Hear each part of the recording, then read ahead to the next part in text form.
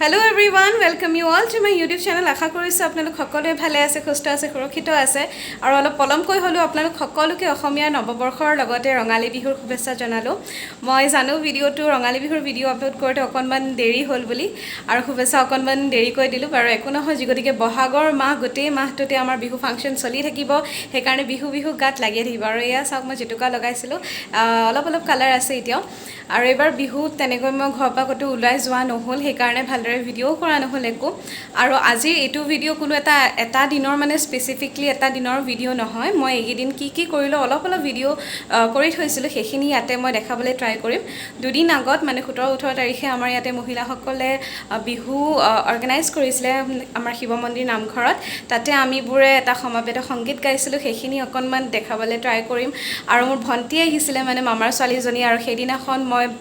মাংস পোলাও বনাইছিলো আৰু তাইৰ লগত ভিডিও কৰা পসিবল নহল কাৰণ তাই বহুত ক্যামেৰা শাই হয় বাৰু যি নহওক কিয় আজি ভিডিওটোত সেইখিনি অকনমান দেখাবলৈ ট্ৰাই কৰিম so now let's get started with the video দেখে আমাৰ স্থানীয় আমাৰ ব্যৱসায়ী এজন তেখেতে সকলো সময়তেই আমাৰ সকলো কাৰ্যসূচীত আমাৰ সমজুৱা কাৰ্যসূচীত সকলো সময়তে আমি পাওঁ তেখেতৰ দ্বাৰা আমি আজি আমাৰ মঞ্চত সন্মুখত ৰঙা ফিটা কাটি মঞ্চ মুকলি কৰিবলৈ মই অনুৰোধ জনাইছোঁ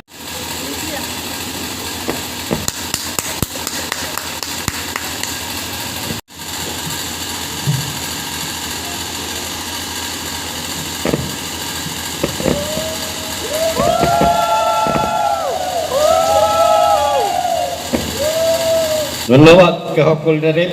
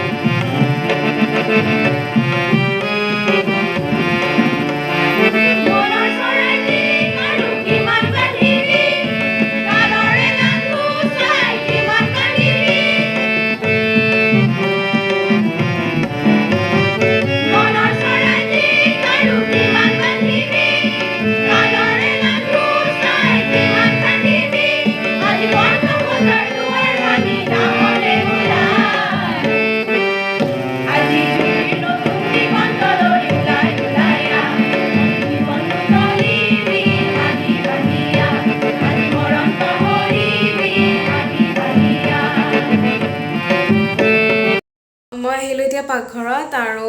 সোনকালে বনাও খুব বেছি গৰম লাগিছে আৰু ভাগৰ লাগিছে ফাৰ্ষ্টতে মই আলুখিনি ভাজি লওঁ যিগতিকে ভন্টি আছে মাংস পোলাও বনাম আজি আৰু একদম বহুত বেছি গৰম পৰিছে সো চাই থাকিব ভিডিওটো আজি একদম সিম্পলকৈ বনাম মানে যেনেকৈ বনাও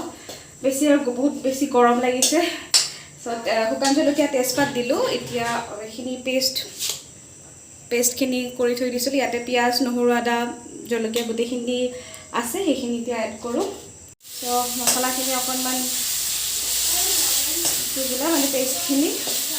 আৰু তাৰপিছত এতিয়া বিলাহীখিনি এড কৰি দিম তো এতিয়া দি দিওঁ আমাৰ মাংসখিনি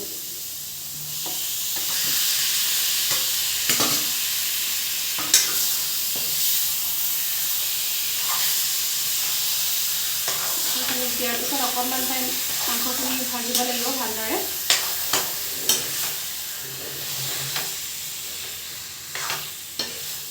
তো ভালদৰে মিক্স কৰি পিনে ভাজি থাকিলে হ'ল মাংসখিনি অলপ ফ্ৰাই হ'ব দিছোঁ আৰু এপিনে পোলাও যোগাৰ চলি আছে পিঁয়াজখিনি আগতে ভাজি ল'লে হ'ল এনেকৈ ঘিউ বা তেলত। আৰু মই মাংস ভাজি আছোঁ, বৰ্তমানলৈকে একো দিয়া নাই। অলৰেডি মই মাংসখিনি মেৰিনেট কৰি থৈ দিছিলোঁ, চ' এতিয়া বেছি টাইম অকণমান ভাজি লৈছোঁ। এইপিনে পোলাওৰ কাৰণে পিঁয়াজ ভজা হ'ল, মাংসৰ কাৰণে আলুখিনি ফ্ৰাই কৰি থৈ দিছিলোঁ, আৰু ইয়াতে গাজৰ বিনখিনি আগতে এনেকৈ ভাজি লোৱা হৈছে, মানে ভাজি ল'ব, তাৰপিছত ইয়াতে চাউলখিনি এড কৰি দিম। আৰু পোলাওৰ কাৰণে ইয়াতে গাজৰ বিনৰ লগত একেলগে চাউলখিনি দি দিয়া হৈছে, মানে চাউলখিনিৰ লগত একেলগে ফ্ৰাই কৰিব। আৰু ইয়াতে মই গোটেইখিনি মছলা দি দিলোঁ, নিমখ, হালধি, ৰেড চিলি আৰু জিৰা গুড়ি, আৰু অকণমান ব্লেক পেপাৰ মানে জালুকৰ গুড়ি, আৰু এতিয়া মিক্স কৰি দিছোঁ ভালদৰে, আৰু 10-15 মিনিট এনেকৈ তাত থৈ দিম, মানে মাংসখিনি ফ্ৰাই হ'বলৈ দিম। আৰু ইয়াতে চাউলখিনি দি দিয়া হৈছে। অকণমান পানী দিছিলোঁ, এতিয়া আকৌ আৰু অকণমান পানী দিম। এয়া সেই পেষ্টখিনি যে কৰি থৈছিলোঁ, সেই পেষ্টখিনি বাতিটোতে মানে পানীৰ লগত দি দিছোঁ, আৰু ধুনীয়া এটা গোন্ধ ওলাইছে। আৰু এতিয়া মই ভাজি থৈ দিয়া আলুখিনি দি দিলোঁ, আৰু এইপিনে পোলাওৰ চিটি যাব হৈছে, আৰু এয়া তো 2টা চিটিৰ পাছত বন্ধ কৰি দিম। আৰু মই মাংসত দি দিলোঁ পানী, ধুনীয়া এটা গোন্ধ ওলাইছে। আৰু লাষ্টত এয়া গৰম মছলাখিনি দি দিওঁ। ইয়াতে ইলাইচি, ডালচিনি, লং আছে, মায়ে মানে এনেকৈ পিচি দিয়ে, এইখিনি দি দিলোঁ অকণমান। তাৰপিছত ইয়াতে বাতিটোত অকণমান পানী এনেকৈ এতিয়া মিক্স কৰিম,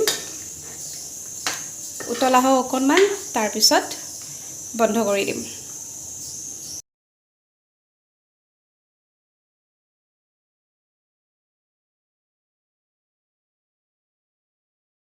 চ' এয়া হৈ গ'ল পোলাও চিকেন, এতিয়া খাওঁ। আৰু এয়া